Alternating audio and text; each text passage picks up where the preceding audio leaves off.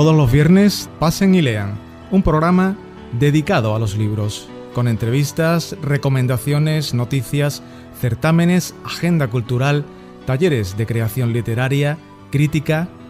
Pasen y Lean, presentado por la escritora y periodista Nerea Riesco. Pasen y lean, porque un libro es un amigo que nunca decepciona.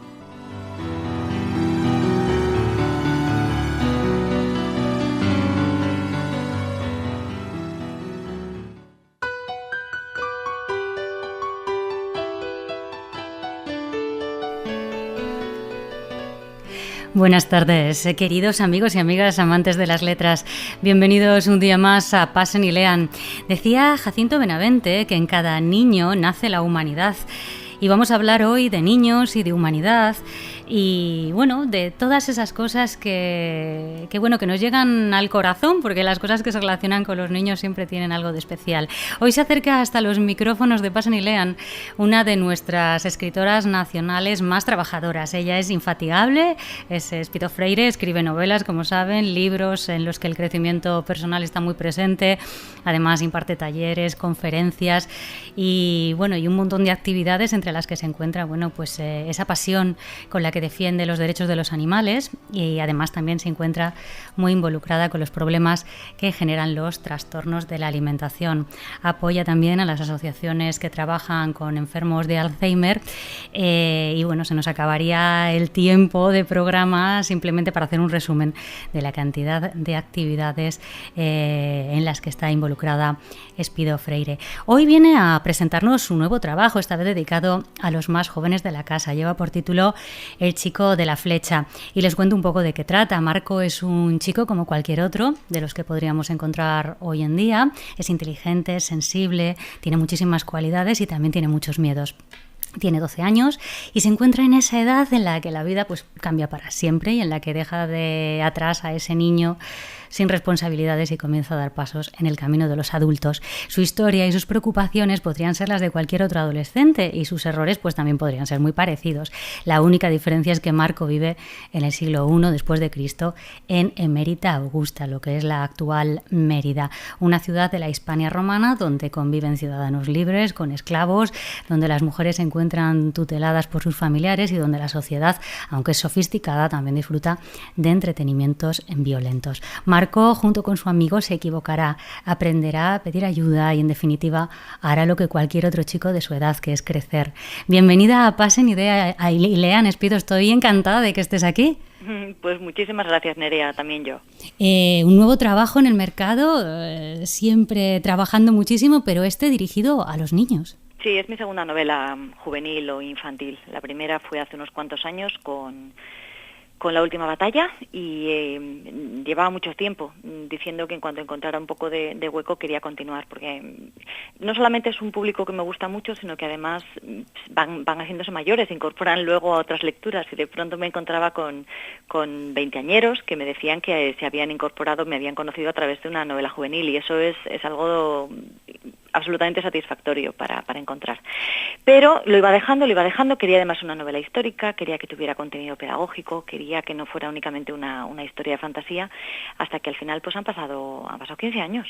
Bueno, no sé, decías que tenías claro que querías que tuviera ese contenido pedagógico, que fuera histórica, pero exactamente de dónde surge la idea de Marco, cómo irse a Roma, por qué este chico. Realmente no se va a Roma. Lo que ocurre es en Mérida, en Emérita, como has comentado sí. antes. Entonces, la época sí que es el Imperio Romano, pero transcurre en Hispania. Vino de una conversación, de una excursión con una amiga mía de la infancia, una amiga desde los 5 años, que decidimos cogernos un fin de semana de chicas y nos fuimos a Mérida. Y mientras estábamos tomando algo en una de las plazas, estábamos charlando acerca de lo que habíamos visto, nos habíamos acercado al museo. Ella me dijo, bueno, pero para ti eso tiene que ser muy conocido, porque ya desde pequeñita, cuando tenías 8 o 9 años, nos dabas charletas acerca de los últimos días de Pompeya y acerca de Quo Vadis. Y de pronto dije, es verdad, a mí esto siempre me ha gustado y siempre me ha interesado, desde que era una niña, contárselo a otros niños. Y me dijo, ¿y por qué no haces esto ahora? Y me pareció una gran idea. Empezamos además a fantasear y a plantearnos cómo se podía hacer y cómo se podía estructurar, y surgió de una conversación con alguien que me conoce muy bien y con alguien que me dijo que le daba igual que la edad que tuviera, que quería volverme a escuchar esas historias. Así nació Marco. Qué bueno, porque además hablabas de que ya estabas interesada por esos temas cuando eras muy, muy, muy jovencita, pero supongo que de todas maneras el proceso de documentación que habrás seguido para descubrir este mundo habrá sido muy interesante. Pues estaba ya incorporado, porque sí. no me he alejado nunca demasiado de ese entorno. Para mí, una profesora esencial fue mi profesora de lo que entonces era cuarto de GB, sí. que ahora ya no sé ni lo que es, 8 o 9 añitos más o menos. Y dentro de lo que esa profesora, dentro de lo que esa monja, porque era religiosa, me permitía leer, estaban determinadas novelas históricas. Una de las más importantes la he citado ahora, era Los últimos días de Pompeya. Sí. Y yo había leído ya determinados textos históricos y me fasciné por ello. Entonces, una vez que se comienza con una obsesión, sobre todo de niños, me da igual que sean los dinosaurios, que sea la lectura, que sea el cosmos, que sea lo que sea, no se deja tan fácilmente. A mí me ha ido acompañando a cada viaje o en cada excursión que he realizado, iba incorporando distintas cosas y luego lo único que he tenido que hacer ha sido ordenarlo y ponerme sobre todo en la mente del lector, que eso es lo que tenemos que hacer cualquier escritor, independientemente de a qué edad nos estemos dirigiendo. Pensar de qué forma podemos contar una historia eficaz y de qué manera se puede hacer sin que prime lo que nosotros queremos a lo que al lector le puede interesar. Hablábamos antes en la presentación, en esa sinopsis de la obra, que la presencia de la mujer, esa mujer en el siglo I después de Cristo, también pues es interesante. ¿Cómo vivían las mujeres en aquella época? Mal vivían, en general mal. Sí. Como han seguido viviendo, como siguen viviendo ahora en muchas partes del mundo. No tenían derechos. No tenían derecho a nada, ni siquiera a la patria potestad de sus propios hijos. Era una sociedad en la que el pater familia tenía todo tipo de derechos, incluso de vida o muerte. Solamente tenían que aceptar a los hijos varones sanos y a la primera hija, y el resto podían hacer lo que quisieran, incluidos venderlos como esclavos. También tenía derecho a repudio o a divorciarse. Ellas también tenían alguno en ese sentido, pero únicamente si pertenecían a determinadas clases. Era fácil el que nos encontráramos en una población, si no esclava, una población muy sometida. Entonces, las ideas que nos han transmitido muchas de las películas o incluso de los videojuegos ahora acerca de la sociedad romana casi siempre se centraban en los más favorecidos. La mayor parte de ellos vivían una existencia bastante pobre y una existencia limitada, con poca esperanza de vida, y eso se agravaba en el caso de las mujeres. Y en el caso de las mujeres esclavas, por ejemplo, mucho peor. Entonces, ¿qué pasaba? Era una sociedad tan desigual que ni siquiera tenía conciencia de esa desigualdad. Era lo que habían vivido y era a lo que estaban acostumbrados. Y cómo transmitirles eso y su injusticia a los chavales de ahora, para mí ha sido una preocupación en esta novela. Cómo transmitirles que lo que ahora damos por sentado y por hecho no era ni mucho menos lo que se encontraban hace unos cuantos siglos. ¿Y has encontrado algún paralelismo con la época actual? No sé si en nuestra propia sociedad en la que nos pilla cerca o echando, pues vista a otros lugares del planeta. Los paralelismos son constantes. A mí me interesa ponerlos de relieve, porque si los chavales no aprenden relacionando lo que ya saben con lo que todavía no saben, va a resultar mucho más difícil y sobre todo mucho menos entretenido. Esto no deja de ser una novela, no deja de ser una manera en la que hay que contarles una historia. Marco, en lo esencial, como un preadolescente, no se diferencia de ninguno de los niños de ahora. Sigue siendo egocéntrico, le gusta salirse con la suya, considera que el mundo no solamente es que gire en torno a sus intereses, sino que todos los que están a su alrededor opinan, piensan, viven lo que él vive. Eso es propio a cualquier ser humano y cuando se tiene esa edad más todavía. Cuando se es un niño romano y se es un niño romano que se está en una familia libre, incluso con dinero, imagínate cómo se puede agudizar, ¿no? Lo que ocurre es que si antes se distraían de determinadas maneras, por ejemplo con luchas reales o con entrenamientos deportivos que no eran precisamente los del fútbol, sino de otras características, pues ahora eso hay que traducirlo a los intereses contemporáneos. Las emociones son las mismas y el proceso de aprendizaje es igual también. Estábamos hablando de esta obra, pero sabemos, porque eres muy activa en redes sociales, que estás involucrada en otras muchísimas cosas. Te he visto últimamente relacionada con el teatro. Qué cosa tan interesante. Pues muchas gracias, eso creo yo. ¿Qué estáis haciendo? ¿Qué estoy haciendo? Sí, ¿qué estás haciendo ahora? Cuéntame. Pues lo que estoy ahora mismo haciendo es vivir de las rentas de un trabajo que durante 6 años me ha tenido muy ocupada, que ha sido el organizar con otros escritores, y principalmente con Vanessa Monfort y con Fernando Marías, una compañía de teatro fantástico entre escritores y productores y actores. Entonces, por fin, después de muchos experimentos y de pruebas y de errores y de aciertos, también se estrenó en el mejor lugar en el que se podía estrenar, que era en el María Guerrero, en septiembre, hace un mes y medio. Y ahora lo que estamos haciendo es asumir que las críticas fueron positivas, que el público reaccionó fantásticamente e intentar no morir de éxito, que la sensación de cumplir con un sueño no nos deje sin ese sueño. Qué bueno, qué bueno. Pues yo siempre he apostado porque el escritor no necesariamente tiene que quedarse en casa escribiendo. Tiene que transmitir esa historia de todos los medios posibles. Tú has mencionado las redes sociales, para mí son básicas, pero también lo son las conferencias, y también lo son los encuentros digitales, y también lo son cualquier forma en la que podemos acercar una historia, sea vía digital, sea vía libro, bibliotecas, préstamo, compraventa, la que sea, a un potencial lector.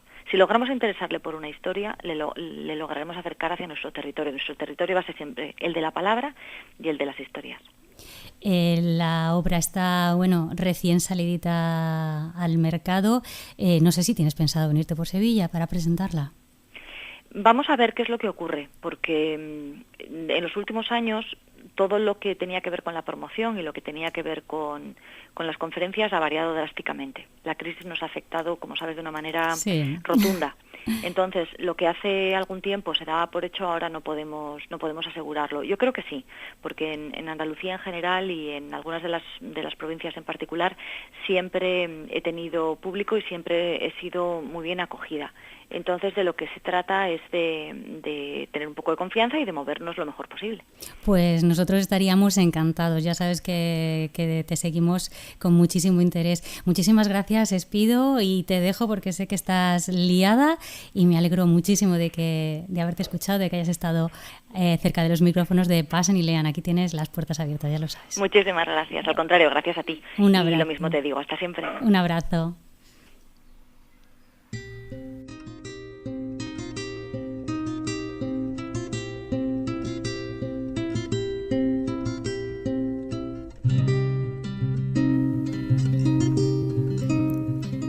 El lenguaje es el vestido de los pensamientos. Samuel Johnson.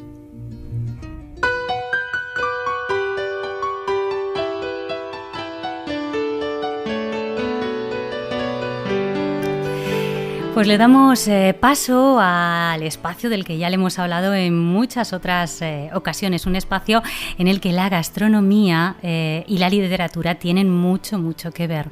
Hay muchísimos libros, ya lo saben, que mezclan esas dos cosas. Muchos autores aprovechan ese poder evocador que tienen los alimentos para introducirlos en sus novelas y que el lector, pues tenga un plus de interés en la obra.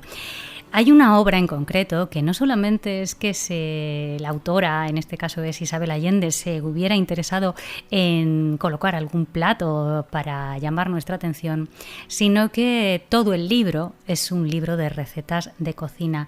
Seguro que muchos de ustedes saben del libro del que les estoy hablando, se llama Afrodita. Y en él encontramos recetas de cocina afrodisíacas combinadas con una prosa llena de sensualidad, de recuerdos y de aventuras de la propia autora, de la propia Isabel Allende. Está conformado por el apetito, por el sexo, por la gula y por la lujuria. Es un libro muy divertido, les recomiendo que se acerquen a las páginas de este libro, que lo regalen, que es un libro precioso, que recopila consejos para retener a un amante a través de las experiencias personales, como les decía, de la propia autora. Una de las recetas más famosas que hay dentro de este libro es una sopa que se llama la sopa de la reconciliación. Está destinada a todas las mujeres que quieren, arreglar algún problema que hayan tenido con su pareja, su amante, su esposo, su novio o una posible conquista. Así que vamos con esta sopa de la reconciliación. Primero les vamos a decir los ingredientes. Se necesitan 2 tazas de caldo, ya sea de carne, de pollo, de verduras, lo que ustedes prefieran. 1 taza de champiñones frescos, 1 taza y media de toda clase de callampas. Las callampas son las setas. 1 diente de ajo, 3 cucharadas de aceite de oliva, 1 cucharada de aceite de oliva trufado, 1/4 de taza de vino de Oporto, 2 cucharadas de crema agria, sal y pimienta. Para la preparación, bueno, pues esto es muy sencillo. Les voy a decir no cómo se hace, sino cómo Isabel Allende nos cuenta en este libro, en Afrodita, cómo hay que hacerlo. Ella dice: escojo toda clase de callampas, que como les decía eran setas frescas.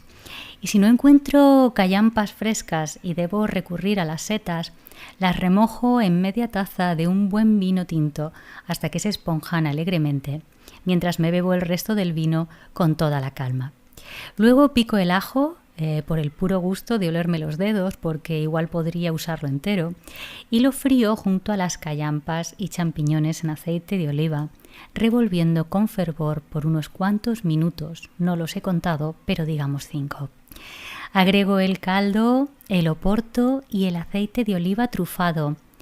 No todo, dejo un par de gotas para ponerme detrás de las orejas. No olvidemos que es afrodisíaco. Aliño con sal y pimienta y cocino a fuego lento suave con la olla tapada hasta que las callampas se ablanden y la casa huela a paraíso. Al final lo trituro en la licuadora. Esto es lo menos poético del cocimiento, pero que es algo inevitable. Debe quedar con una textura algo gruesa, como de lodo, como un perfume que hace salivar y llama a otras secreciones del cuerpo y del alma. Me coloco mi mejor vestido, me pinto las uñas de rojo y sirvo la sopa decorada con crema agria en platos calientes. Como les decía, esta deliciosa receta, esta sopa de la reconciliación, está en ese libro que les recomendamos fervientemente, Afrodita, recetas afrodisíacas, como les decía, de Isabel Allende.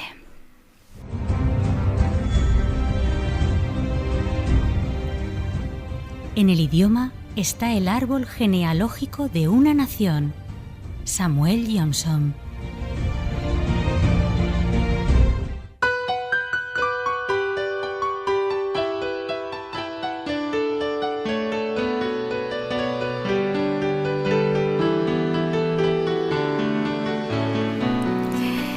Y también llegamos a ese otro espacio de nuestro programa en el cual queremos recomendarles libros que nos ayudan a crecer, que hacen que nuestro espíritu se alegre, que nos sintamos mejor con nosotros mismos y con los demás y con las circunstancias que acontecen a nuestro alrededor.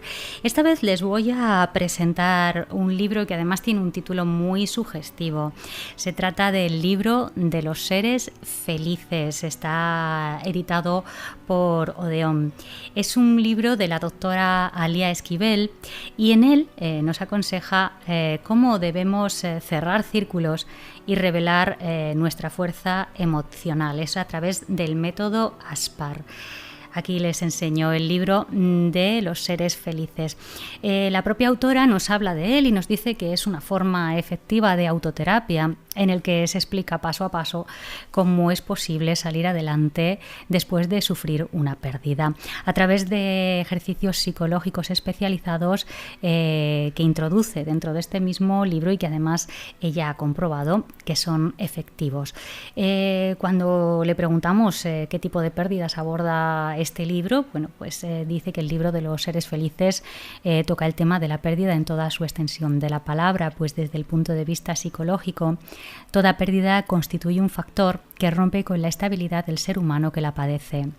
Desde la óptica, el objetivo del método ofrecido consiste en procesar adecuadamente la carga emocional negativa derivada de cualquier tipo de quebranto desestabilizador de la psique, la muerte de un ser querido, el menoscabo de la salud, una ruptura sentimental o, en su defecto, la pérdida de la fe, el hogar, el empleo o la esperanza. Es verdad que existen muchos libros de psicología orientados a cerrar ciclos, pero el libro de los seres felices incita a cerrar esos ciclos, a clausurar, a finiquitar, inclusive algunos hasta hablar de olvidar sin considerar que el ser humano no es una computadora. Por eso el libro de los seres felices tiene algo diferente. Un elemento distintivo del método contenido en esta obra es el hecho de que considera qué sucede con la firme intención de enfocarse a cómo resolverlo y transformar el enfermizo estancamiento en un sano dinamismo liberador. El libro va dirigido desde la primera página a todo el mundo, no está dirigido a un público en concreto y es capaz de digerir la información sin ningún problema a cualquiera que se acerque hasta él. No hay que ser un experto en psicología para entenderlo y a partir de esas prácticas que la autora nos propone podemos tener pues ese crecimiento personal que tanto nos interesa. Como les digo, el libro de los seres felices nos propone una serie de ejercicios con los que descubriremos aspectos sorprendentes de nuestro potencial. La psicóloga Alia Esquivel, ella es la autora del libro, ha desarrollado un revolucionario método encaminado a desarrollar circuitos de inteligencia emocional, capacitándonos para superar las adversidades de la vida y convertirnos en seres felices. Todo ello, como les decía, gracias al método ASPAR, que hace que aceptemos lo que no podemos cambiar, que sintamos el dolor para desahogarlo y que hace que perdonemos a los demás sin luchar, sin combate, perdonarnos también nuestros propios defectos y fallos y reinventarnos, aprender a vivir con nuestras circunstancias y recobrar nuestra fuerza emocional interior. Pues ya ven, un libro completísimo que nos ayuda a ser mejores, a ser más felices en este espacio que desde el Pasen y Lean le dedicamos a los libros de autoayuda, a los libros que nos hacen sentir mejor. Como les decía, el libro de los seres felices de la editorial Odeón. Y nosotros, sin más, tenemos que despedirnos. Les recordamos que a partir de este momento de otoño comienzan esas presentaciones de libros interesantísimas que siempre están muy cerca de nosotros, que en Sevilla, ya saben, tenemos muchísimas actividades y que nosotros les iremos informando puntualmente de ellas. En el centro, desde el Centro Andaluz de las Letras, tenemos muchísimas actividades interesantes en la Biblioteca Pública Infanta Elena, a las que les recomiendo acercarse. Tendremos la visita de grandes autores en nuestra ciudad. Y sin más, nos despedimos de todos ustedes, agradeciéndoles como siempre que estén a ese lado, al otro lado de los micrófonos y emplazándoles en una nueva cita de Pasen y Lean. Muchas gracias por estar con nosotros.